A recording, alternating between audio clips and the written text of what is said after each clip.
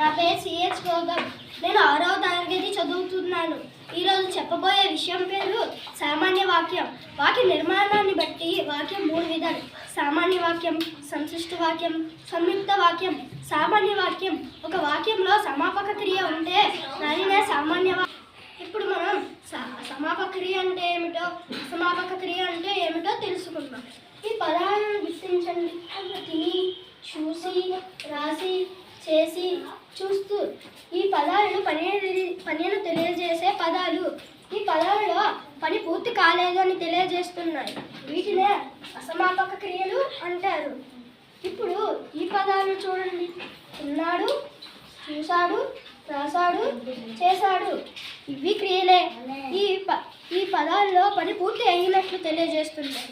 వీటినే సమాపక క్రియ అంటారు. రాజు అన్నం తిన్నాడు, గోపి పాఠం చదివాడు, సీత నాట్యం చేసింది.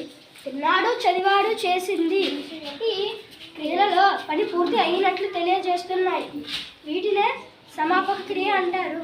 ఒక వాక్యంలో ఒక సమాపక క్రియ ఉంటే దానినే సామాన్య వాక్యం అంటారు. ధన్యవాదములు.